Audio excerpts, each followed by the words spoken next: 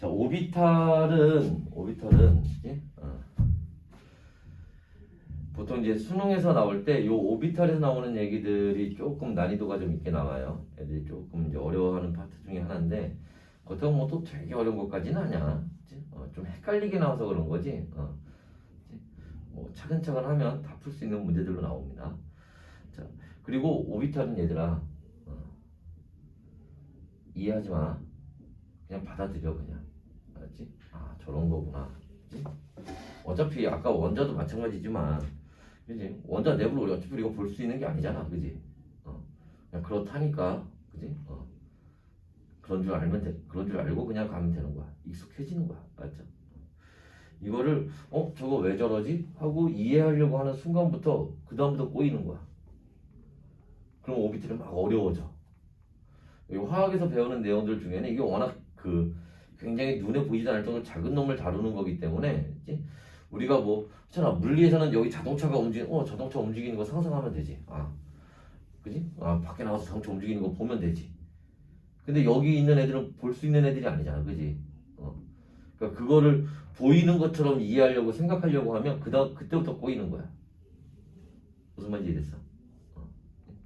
그래서 여기 그냥 그대로 그렇구나.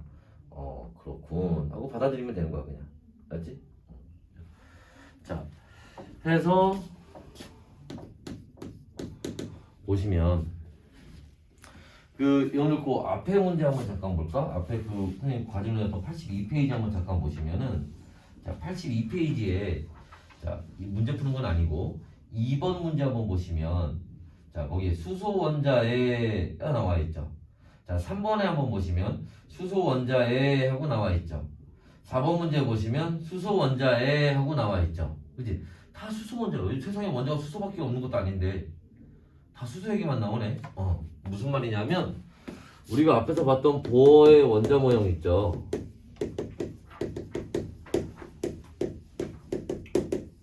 얘 사실 정확히 얘기하면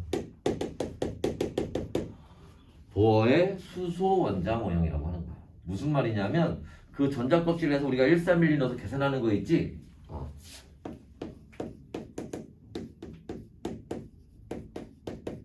수소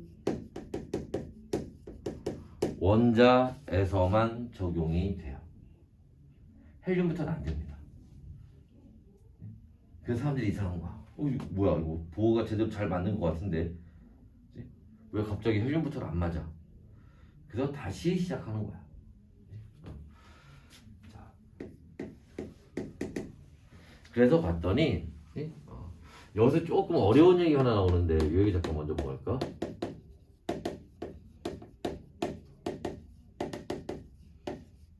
이거 뭐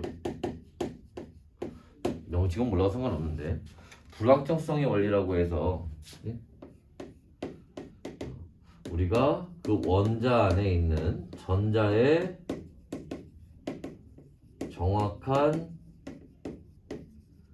위치와 운동 상태를 알 수 없다는 거예요. 보어가 얘기한 걸로는 자, 원자 핵에서 얼마큼 떨어져서 거기에 전자 껍질이 있고 그 전자 껍질에 전자가 있다. 에너지 얼마큼 가지고 있다. 라는 거를 다 계산해서 찾을 수 있을 줄 알았는데 수소에서는 그게 돼요. 근데 수소를 제외한 헬륨부터는 그 얘기가 안 된다는 거야. 그러면 헬륨에 있는 전자들은 어떻게 있니? 하고 알아보려고 했더니 그 헬륨 원자에 있는 전자들이 정확히 어디에 있는지 알 수가 없더래요. 그리고 걔가 거기서 아까 뭐였어? 전자 껍질에서 원운동한다 그랬잖아. 근데 거기서 원운동 하는지 아닌지도 알 수가 없대. 원운동을 안 한다는 게 아니라 무슨 운동 하는지 자체를 알 수가 없는 거야. 그걸 불확정성의 원리라고 얘기를 해요. 그걸 우리가 배우고자 하는 건 아니에요. 자, 그래서 그러면 원자가 어떻게 있다는 거야? 그래서 이제 나오는 게 뭐냐면 오비탈이라는 개념이에요. 무슨 말이냐면 원자 핵이 이렇게 있으면 자, 그 주변에 전자들이 이런 데에 있을 수 있대요. 원자 핵은 정확히 알 수 있어요. 원자들을 몰라서 그러지. 이렇게. 이게 뭐야? 거기 나와 있는 것처럼 점밀도. 점으로 찍어서 전자의 위치를 점으로 찍은 겁니다. 선생님 그 전자가 이렇게 많아요?가 아니라 선생님이 점으로 찍은 데는 전자가 여기 있다는 게 아니라 이 전자가 있을 수 있는 데들을 점으로 찍은 거예요. 요 위치들에 전자들이 있을 수 있다고. 근데 우리가 매번 수업할 때마다 매번 이렇게 점으로 찍어서 이렇게 나타낼 수는 없잖아, 그지? 그래서 얘를 어떻게 요렇게 묶어서 표현을 합니다. 얼마? 전자가 있을 확률이 90% 이상인. 자, 무슨 말이냐면 다시 우리는 전자가 정확히 어디 있는지는 알 수가 없어요. 대신에 여기 선에 점을 찍은 데 있지. 여기에 전자가 있을 확률을 계산할 수 있어요. 마찬가지로 여기 선생님이 점을 찍은 데 있잖아, 그지? 요 위치에 전자가 있을 확률을 계산할 수 있어요. 이해됐어? 전자가 정확히 어디에 있는지는 모르지만 전자가 어느 지점에 있을 확률을 계산할 수 있습니다. 그 확률을 갖다 90% 이상인 것을 이렇게 묶은 거예요. 이해됐어? 그래서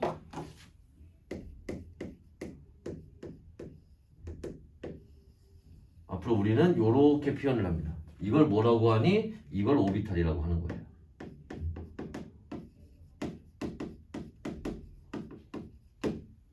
오케이?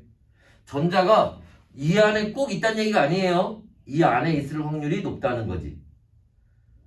요 선 있죠, 선. 요 선상에 있다는 게 아니고 이게 껍질 아니야. 알지?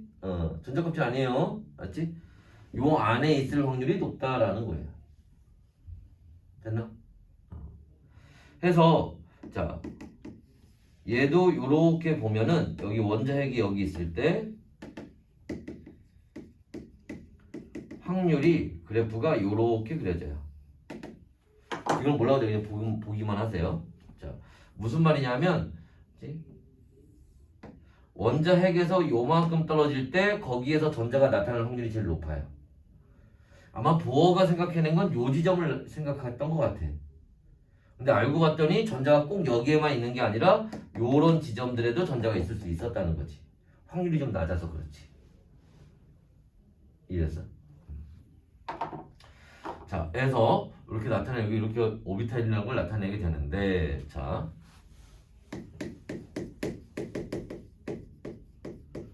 이런 오비탈에도 종류가 있습니다. 지금 잘 들어야 돼. 왜? 이게 문제 나오거든. 지금부터 하는 얘기는 내신, 수능 다 잘 나와요. 알지? 잘 들어야 돼. 자, 오비탈에는 크게 네 가지 종류가 있는데 S 오비탈이라는 게 있고요. P 오비탈이라는 게 있고요. 그 다음에 D 오비탈, F 오비탈이라는 애들이 있어요. D 오비탈하고 F 오비탈은요, 이런 애들이 있다는 것만 알면 돼요. 알지? 얘 문제 안 나옵니다. 문제는 S 오비탈과 P 오비탈만 가지고 나와요. 그때 S 오비탈과 P 오비탈의 차이점을 구분하는 게 문제 나오는 거야. 알겠지? 자, 그럼 S 오비탈은 이렇게 점으로 찍었더니 어떻게? 요렇게 뭐로? 구형으로 나오더라라는 겁니다. 자, P 오비탈은요. P 오비탈은 요렇게 R형 모양으로 나오게 됩니다. 여기 뒤에 한번 넘어가 보시면 있을 거예요. 84페이지에. 그래서 84페이지에 나와 있는 것처럼 이렇게 R형 모양으로 나오게 돼요. 이때 S 오비탈은 어디부터? n이 1 이상에서 다 존재해요. 무슨 말이야? 첫 번째 껍질, 두 번째 껍질, 세 번째 껍질에 다 있다는 얘기입니다. P 오비탈은 두 번째 껍질 이상부터 있어요. 이 두 번째 껍질 이상부터 있다는 얘기는 무슨 말이야? 첫 번째 껍질은 없다는 거예요. P 오비탈이. 그 다음에 자 S 오비탈은 방향성이 없어요. 근데 p 오비탈은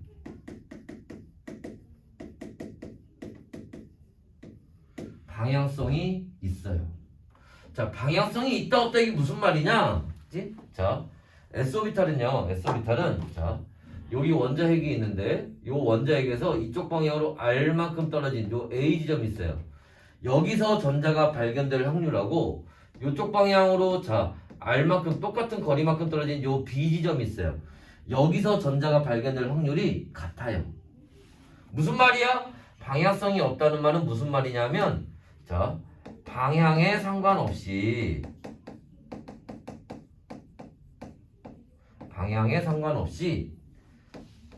같은 거리만큼 떨어져 있으면 전자가 발견될 확률이 같다 라고 하는 게 방향성이 없다는 뜻이에요. 그런데 P오비탈은 봐봐, 요 원자핵으로부터 R만큼 떨어진 요 A 지점과 이쪽 방향으로 R만큼 떨어진 요 B 지점에서 전자가 발견될 확률이 달라요. A는 어떻게 돼? 요 R형 모양 안에 있는 거잖아. 아까 선생님 뭐라 그랬어? 요거 뭐 묶은 거라고? 확률이 90% 이상인 곳을 묶은 거라고. 그러니까 요 A 지점에서 전자가 발견될 확률은 90% 이상인 거예요. 근데 B 지점은 요 R형 모양 바깥에 있죠. 여기는 확률이 굉장히 낮은 곳이에요. 오케이? 그래서 얘는 방향에 따라 방향성이 있다라는 거는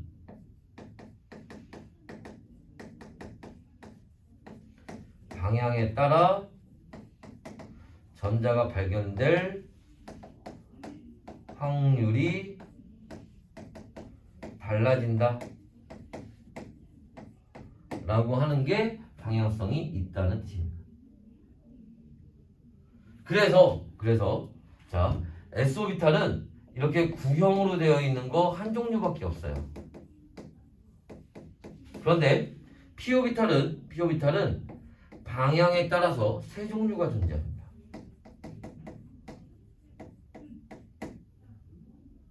세 종류가 존재해요. 자, 어떻게 세 종류가 존재하니? 자,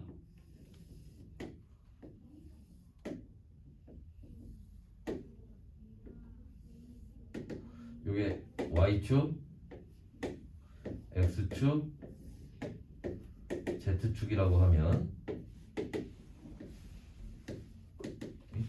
자, 이거 봐봐. P오비탈은요 지금 자 보는 것처럼 저 R형 모양이 이렇게 X축으로 놓여 있을 수도 있고요, 얘가 Y축으로 놓여 있을 수도 있고요, Z축으로 놓여 있을 수도 있어요. 그래서 얘를 우리가 뭐라고 얘기하냐면 PX오비탈이라고 얘기를 하고, 얘를 PY오비탈이라고 얘기를 하고, 얘를 PZ오비탈이라고 얘기를 합니다. 받아들여야 돼. 이해하지 마. 받아들여야 돼. 제가 왜 X축으로 있고 얘가 왜 Y축으로 있지? 어떤 원리지? 이거는 하지 마. 그걸 하는 순간 꼬이는 거야. 알았지? 그냥 받아들여야 돼. 알았죠? P오비탈은 R형 모양이고 X축, Y축, Z축으로 있어서 PX오비탈, PY오비탈, PZ오비탈이라고 하는구나. 그렇게만 알고 있으면 되는 거야 그냥. 알겠지? 여기서 더 들어가면 이제 늪에 빠져. 알았지? 들어가지 마. 알았지? 딱 여기까지만 알고 있으면 돼. 알겠죠? 자, 그래서 자, S오비탈과 P오비탈은 이런 이제 차이점들이 있다라는 거. 알았지?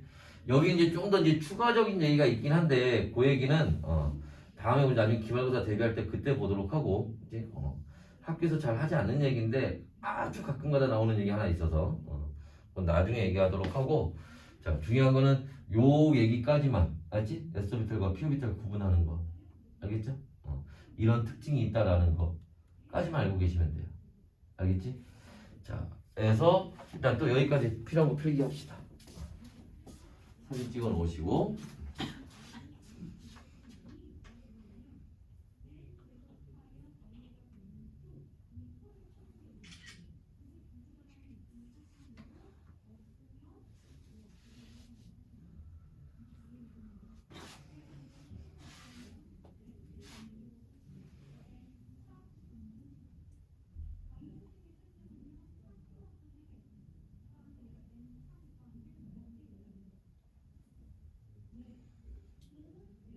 이해됐어요? 이해됐어? 자, 앞에 지워볼시다.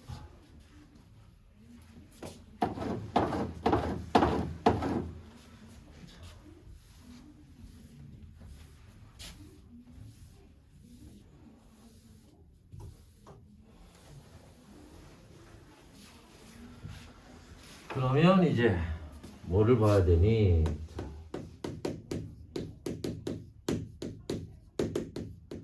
이제 우리가 볼 거는 양자수라고 하는 걸 볼 거예요. 자, 양자수라고 하는 건 뭐냐면 아까 했잖아.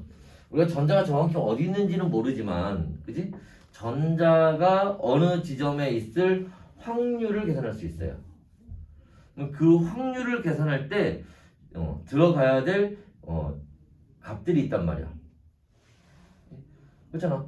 얘가 어느 지점에서 전자가 나타날 확률을 알려면 이 전자의 현재 뭐를 위치를 알려줘야지.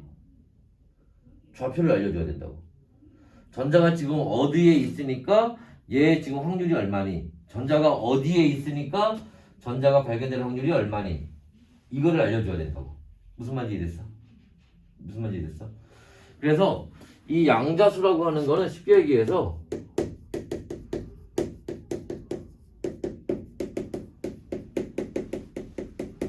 그 전자의 좌표를 얘기하는 거야. 전자가 지금 어디에 있는지를 알려주는 좌표를 얘기하는 겁니다. 그래서 네 가지를 보게 되는데 주양자수, 부양자수, 그 다음에 부양자수는 다른 말로 방위양자수라고도 해요. 그 다음에 자기양자수, 그 다음에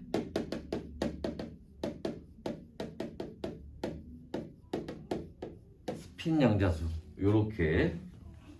자, 그때 주양자수는 기호로 n을 쓰고요. 부양자수는 l을 쓰고요. 자기양자수는 ml이라는 기호를 쓰고 스핀양자수는 ms라는 기호를 씁니다.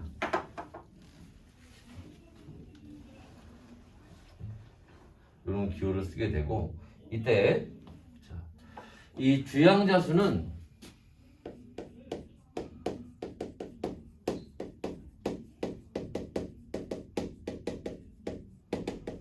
전자 껍질수를 나타내는 거예요. 시간 관계상 오늘 자세한 얘기는 다음 주에 또 다시 연결해서 볼 겁니다. 오늘 간단하게만 예고편 본다 생각하시면 돼. 다음 주에 이거 다룰 거니까. 전자 껍질수를 나타내는 거고, 부양자수는 우리 방금 봤던 것처럼 이렇게 오비탈에도 종류가 있죠, 그지? 이런 오비탈의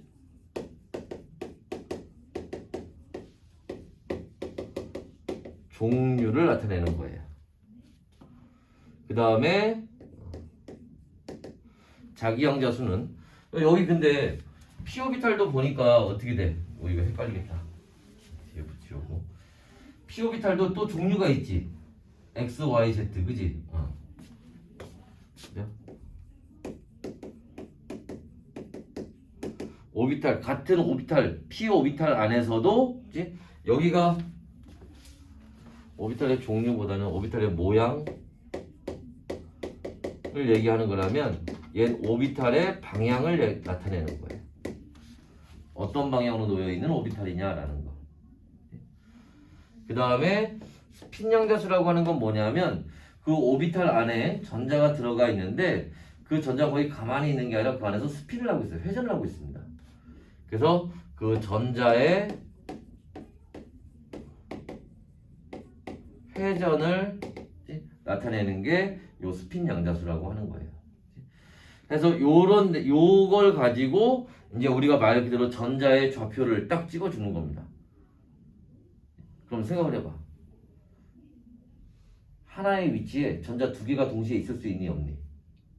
없지. 그렇잖아. 여기에 나하고 너하고 둘이 동시에 이 지점에 있을 수는 없잖아, 그지? 무슨 말인지 이해됐어? 그러니까 좌표가 똑같은 놈은 나타나지 않아요. 모든 전자들의 좌표는 다 달라요. 그래서 그 좌표를 찾는 거, 요게 조금 문제 나올 때 조금 난이도 있게 나올 수가 있어. 알겠지? 일단 오늘은 뭐 요 정도까지만 하고 자세한 내용은 다음 주에 봅시다. 알았지? 일단 오비탈 얘기는 아까 여기 봤던 요 정도, 이런 종류가 있다는 거 정도까지만 알아두시면 되고요. 여기 오늘 가서 그 다음 주까지 좀 연습해와야 되는 건 뭐냐면 보어 얘기를 좀 연습을 좀 해와야 됩니다. 알았지? 거기서 계산 문제 내는 게 나올 수가 있으니까. 알았죠? 자, 오늘은 여기까지 하도록 합시다. 수고했어요.